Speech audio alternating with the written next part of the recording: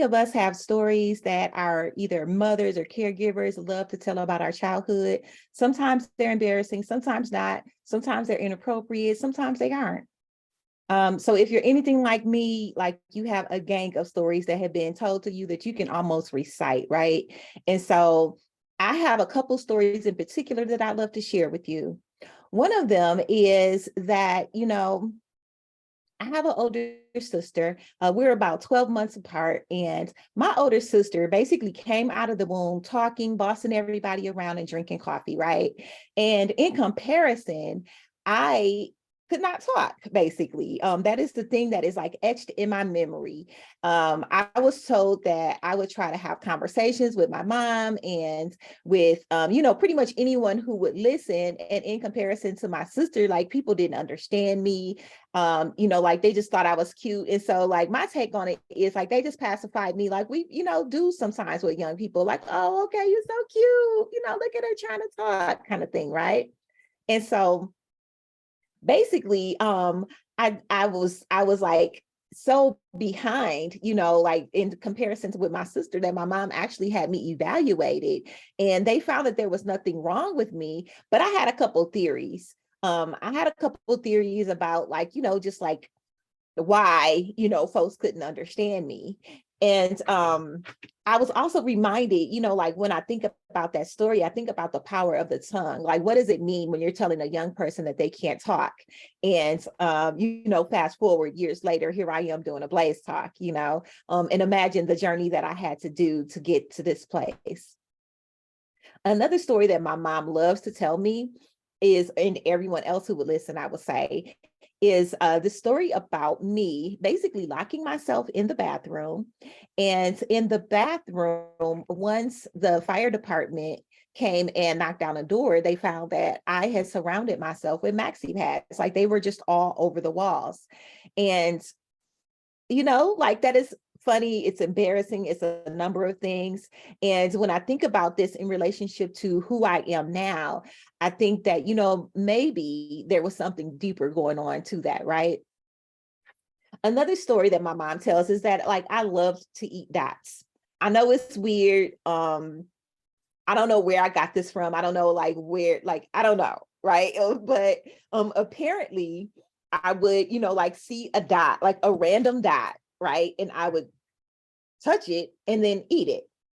And so this was something that my mom would have me reenact up until this day. She's like, Annika, there's a dot. Do like you were when you were a little girl. Eat that dot, Nika. And like any good daughter, I would eat the dots, right? Like my mama want me to eat the dots, I'm gonna eat the dots. And they hurt nobody, right? But these stories, like they're funny, they are somewhat painful when I think about some of the things that were going on when some of those things were happening. But most of all, they basically have a lot deeper meaning. And I'll come back to the dot story, and I'll come back to the other the other two stories that I've shared with you as well. My name is Annika Leonard, and I am the CEO of Priceless Incite. Our mission is to uplift the experiences of Black women, girls, and youth who are impacted by violence through prevention, intervention, and leadership development. I am the mother of a 27-year-old and a 26-year-old. Yes, I was a teen mom, and Black don't crack. I am the auntie to about 16 young people, and I am a community auntie that will pull up and spin the block with that energy. I have a number of experiences that help me connect back to my work with young people, and that help me come back and connect back to community. So back to these early childhood experiences, they were connected to something deeper, specifically the impact of violence and trauma in my life. I learned that basically these experiences helped form some of my earliest core beliefs. And then they got together with the way I was socialized to be a Black girl in America, and boom, you just had this creation of this person who, I'm still unpacking who that person is today as I reclaim who I'm supposed to be.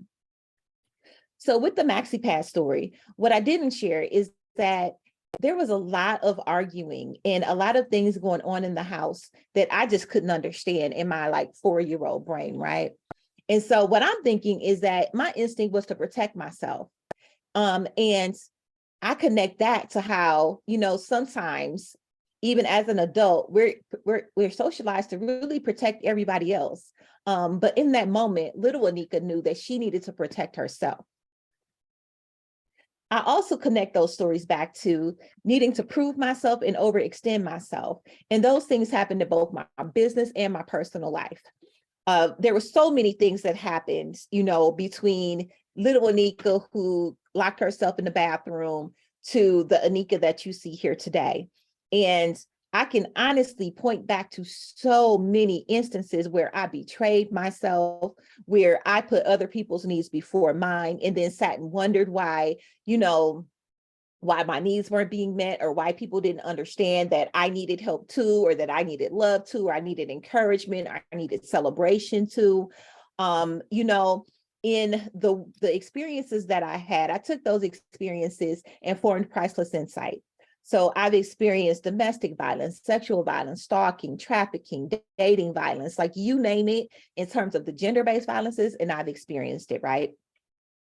So I formed a organization, Priceless Incite, and our job was literally to help young people who have these experiences, this set of experiences, and basically help them process those experiences so that they didn't grow into adults who felt like, like everything that happened was their fault, which is pretty much the angle that I came from. Like everything that happened, everything that went wrong, somehow I connected it to a deficit that was going on in me. And so I gave and I gave and I gave.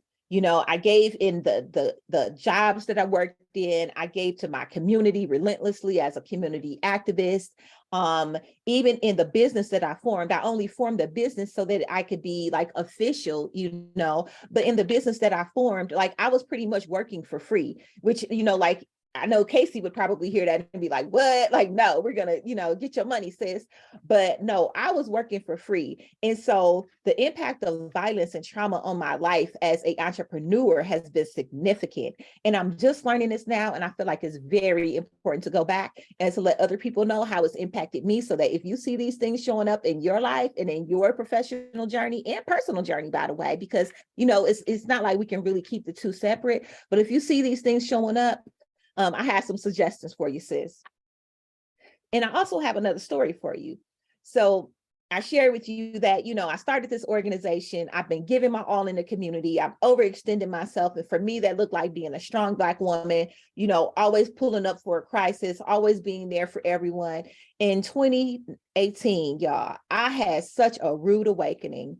I mean, it was a glorious year in a lot of respects, because like my company had just gotten a huge grant, and it was a local grant. I was so excited. It was the biggest that we had so far. And that's why I say huge, right? But it was the biggest that we had so far. And I felt like it was my opportunity to really like show everybody that, like I was worthy, what I'm saying? That I was worthy to exist, that I was worthy to be, doing this work in the community. Even though I had been doing it for so long, I was the go-to person in the community. Like I somehow still felt like I needed to prove myself, which is connected back to some of those early childhood memories and those early adverse experiences. And so back to 2018. So I had a condition called endometriosis. I've had it since I started having cycles. And in 2018, I was dealing with the emergence of endometriosis, but I also started dealing with adenomyosis, pelvic floor dysfunction, and interstitial cystitis.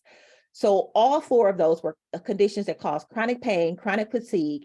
And I basically, the journey started in May of 2018 and ended in, or concluded, I should say, in December. Well, I don't want to say concluded, because I'm still, I'm still dealing with the impact of those conditions. But for the purposes of this story, I will say that, like I said, the onset of endometriosis was in 2018. And by the end of 2018, I needed to have surgery, which is the only way to really remove and have some relief for the endometrial tissues that I was experiencing. And so throughout this process, I made it clear to people, like, I can't show up the way I used to show up. Like, I actually need help. I got to the point where I couldn't walk. I could barely move, actually. It was just debilitating pain. When I say debilitating, I mean debilitating. I couldn't drive. I had friends accompanying me to the hospitals. I had friends cooking meals for me. There were times where I couldn't even get out of the bed to throw the keys down because, like, I was just in so much pain. And so my community really, really stepped in for me. And so that's another thing. Sometimes when you experience trauma, sometimes you feel like you don't have the right to ask for help, or you don't deserve help. But might I suggest that you ask for help when you need it? And that if you are turned down, that you keep asking, because somebody out there recognizes who you are and what you're doing, and they will step in to help you. So don't give up if you ask for help and find that, no one in your immediate circle will help you, because sometimes it's like that. So in December of 2018, I ended up needing surgery, and had the surgery. Was in all this time, I'm battling with the doctor. I'm battling with ER doctors, with my personal doctor, with everyone in the medical industrial complex, because I was in so much pain, and they basically did not believe me. And it was a very, very basically a horrible experience. Like, I wouldn't wish it on anyone, but it's the tale of many Black women who have chronic conditions like that, lead to chronic pain and fatigue. So I ended up having my surgery, and I was telling my doctor, like, I really need you to check like, something's going on with my intestines. And this must have been spirit, right? I'm like, something's going on with my intestines. I don't know what, but I need you to promise me that you're going to check my intestines. They ended up checking my intestines and needing to do an emergency surgery inside of my surgery. I stayed in the hospital for a couple of days, and after my hospital stay, I was sent home, and none of my family and friends came to stay with me, for the next couple of days after that. So that's when being a strong Black woman goes wrong. I could not believe it. Like, I literally woke up in pain, in so much pain, in the middle of the night that I was frozen, right? And I called everybody and cussed them out. I'm not gonna lie. I said, how could y'all send me home by myself, knowing all that I've experienced to get to this point, and knowing that, I just had this surgery inside of a surgery. Like, how could you send me home by myself? And that's when, once again, the community stepped in. My sister stepped in, my brother, my nieces, my nephews, like, everyone stepped in again at that point. But I needed to ask for it. So we have to be, like I said, not afraid to ask for help. So I'll share another story. Last week, well, this is December now, but in fall, early fall, I was visiting Milwaukee, and I used my mom's car. And while I was using her car, which is a fairly new car, it's like the 2020 or 2021, I'm not sure which one, but it's a fairly new car. But I'm driving it, and I start to smell something funny. I'm like, what is that, right? And I'm thinking nothing of it, but I'm like, okay, I definitely got to tell my mom I'm smelling something funny. But by the time I go to pick up my mom, I'm on the highway to pick up my mom from work, and I see that her car is not only smelling funny, but it's starting to sound funny. I'm like, oh no, I've been here before. Her engine is about to lock up. That was oil that I was smelling, right? So I'm freaking out. When I say I'm full blown freaking out, I am crying. I call her. I'm like, Mom, your car, I'm on the highway. I'm scared, I finally get the car off the highway. I pull over into a, this part of town. I'm nervous about that as well. And I end up being, like, my mom calls the car company, and they get it towed. And I'm basically like standing outside at this point. But I was crying my eyes out, everybody. Like I said, I was freaking out.